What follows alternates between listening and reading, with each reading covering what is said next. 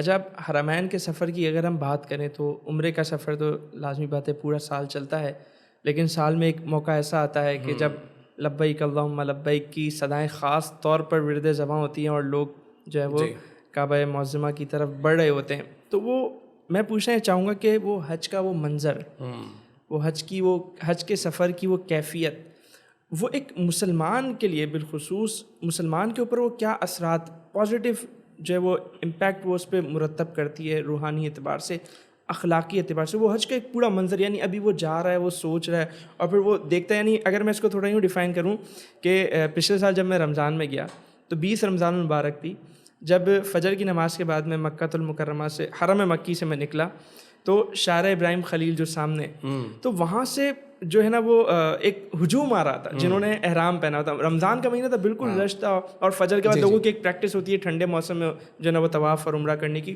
ایک ہجوم آ رہا تھا. اس ہجوم کو دیکھ کر میرے ذہن میں جو خیال آیا فوراً وہ یہ کہ یہ اتنا خوبصورت اور ایسا منظر ہے، حج کا منظر کیسا ہوتا ہوگا.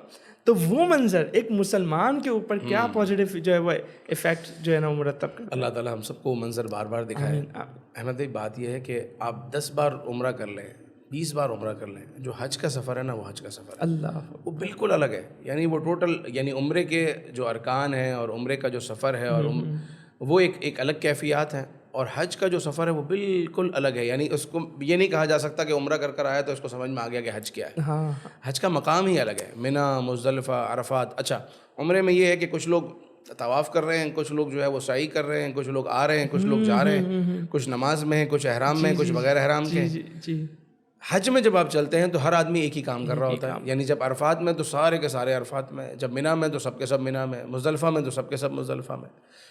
تو وہ ایک ہی مقصد لے کر اور سب کے سب ایک ہی پریکٹس کر رہے ہوں. جب آپ نے دیکھا کہ ایک ہجوم اور ایک قافلہ جب ایک کام کے لیے ایک لباس میں چلا تو آپ کو اس کی خوبصورتی اچھی لگی، تو بتائیے کہ جب 2 ملین 3 ملین لوگ، 20-30 لاکھ لوگ ایک ہی لباس میں ملبوس ہو کر لبیک اللہم لبیک کی صداؤں کے ساتھ میدان منی پہنچتے ہوں گے تو اس وقت منی کے خیموں میں کیا حال ہوتا ہوگا، اور کیا دل کی کیفیات الگ ہوتی ہیں.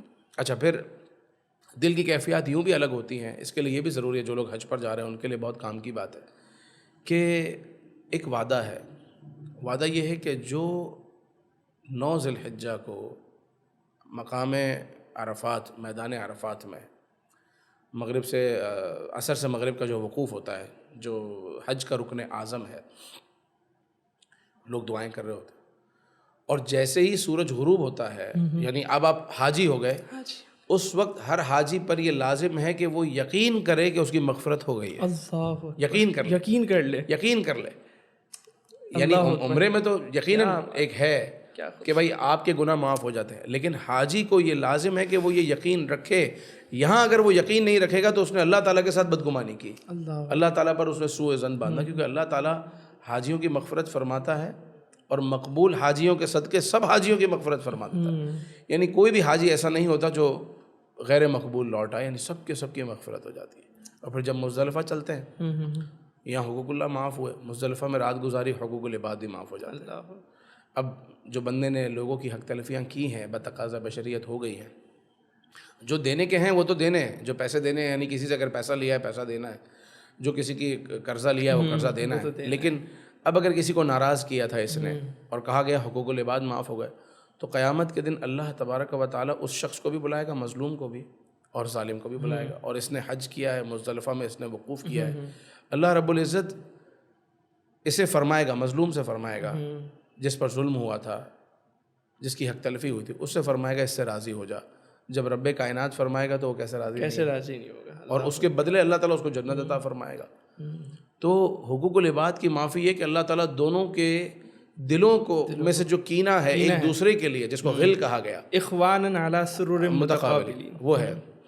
اور وہ جو غل ہے اللہ رب العزت وہ ان کے دل سے نکال کر دونوں کو داخل جنت کرے گا. تو حج تو امیزنگ، مطلب اس پر جو خرچ ہے آدمی کا، آج 10-15 لاکھ 20 لاکھ روپے اگر خرچ ہو رہا ہے تو یہ ضائع نہیں ہے. یہ تو ایک چلو فریضہ حج تو بندے کا ادا ہوتا ہی ہے، لیکن اس کے علاوہ جو اس کو روحانی ایک طاقت ملتی ہے اور ایک جو اللہ تعالیٰ کا قرب ملتا ہے، اور اس کو جو اپنے اندر جو تزکیہ نصیب ہوتا ہے، اگر نصیب ہو جائے. بہت سے لوگ ایسے ہوتے ہیں کہ حج پر جا کر بھی اپنا وقت برباد کرتے ہیں. میں نے ایسے لوگوں کے بارے میں بھی سنا ہے کہ مینا کے خیموں میں پتے کھیلتے ہیں, ایسے بھی لوگ. تو نصیب.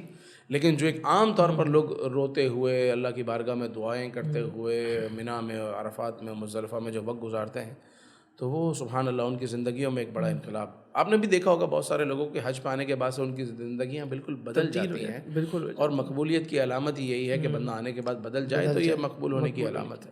اللہ تعالیٰ مقبول نصیب کرے, مقبول حج عطا کرے. تو یہ بہت ہی ایک الگ سفر ہوتا ہے. آپ نے ماشاء اللہ جو بات کی حقوق اللہ اور حقوق العباد کی معافی کی, تو میں سمجھتا ہوں کہ شاید اس سے بندے کے اندر کہیں نہ کہیں یہ پھر احساس بیدار رہتا ہوگا حج سے واپسی پر کہ اللہ مجھے معاف فرما چکا ہے, وہ یقین کر چکا ہے. تو اب شاید پھر گناہ کی طرف, اللہ کی نافرمانی کی طرف اس کا قدم اٹھے ہی نہیں. بالکل. اور پھر جیسا آپ نے بتایا کہ جب مزدلفہ چلتے ہیں تو حقوق العباد بھی معاف ہو جاتے ہیں. تو اب بندہ جب یہ تصور کرے گا کہ میں مزدلفہ سے ہو کے آیا ہوں اور اب میرے حقوق العباد معاف ہو جانے ہیں قیامت کے دن, تو اب مجھے پھر مزید کسی کا جو ہے وہ حق نہیں مارنا, اب مجھے جو یہاں پہ رک جانا ہے. تو یہ مطلب ایک چینج اس کے اندر جو ہے نا وہ پیدا ہوگا. حج کا سفر ہمیں سکھاتا ہی یہی ہے کہ جہاں صبر, کیونکہ ظاہر ہے کہ بہت سارے لوگ ملتے ہیں تو بہت ساری چیزوں میں اونچ نیچ ہو رہی ہوتی ہے, تو صبر کرنا. پھر دوسرا یہ کہ آپ خیموں میں رات گزار رہے ہوتے ہیں, تو ظاہر ہے خیمے جتنے بھی اچھے ہوں, جتنے بھی وی آئی پی ہوں, لیکن آپ کا گھر تو نہیں ہے. خیمہ تو خیمہ ہی ہے. اب تو جمشید بورڈ کے خیمے بن گئے, لیکن پھر بھی وہ تو وہی ہے. مطلب آپ کمرے میں 2 لوگ ہوتے ہیں, اور آپ کی وائف, لیکن یہاں خیمے میں 20, 25, 40 لوگ تک بھی ہوتے ہیں. پھر وہ واش روم کی لائنیں ہوتی ہیں, بہت ساری چیزیں ہوتی ہیں. جو حج میں آپ کو صبر کر 2-3 راتیں آپ کی نیند نہیں ہوتی, یعنی ظاہر ہے کہ نیند آپ کو 8 ذی الحجہ 9 اور 10 کی رات آپ کو نیند تقریباً نہ ہونے کے برابر ہوتی ہے. تو حج کا سفر ہمیں جہاں صبر سکھاتا ہے, صبر کرنا کی جو پریکٹس ہمیں ملتی ہے, اس کے علاوہ یہ ایک بہت اہم چیز ہے کہ اس سے واپسی پر ہمارے اندر تبدیلی آنی چاہیے.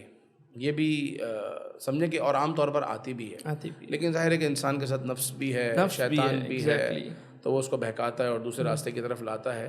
لیکن پھر بھی اگر بندہ اس بات کو یاد رکھے کہ میرے رب عز و جل نے اربوں لوگوں میں سے چند لوگوں کو جہاں سلیکٹ کیا حج کے لیے, اللہ نے مجھے بھی اس میں شامل کیا, تو اب اس کا بھی تقاضا یہ ہے کہ جب رب نے مجھے اپنے قریب کیا تو میرا بھی فرض بنتا ہے کہ میں اپنے پروردگار عز و جل کی فرما برداری میں وقت گزاروں. بے شک وہ بندہ اگر یہی سوچ لینا یہی بہت ہے کہ اتنے لوگ اور اگر انتخاب ہو رہا ہے تو بالکل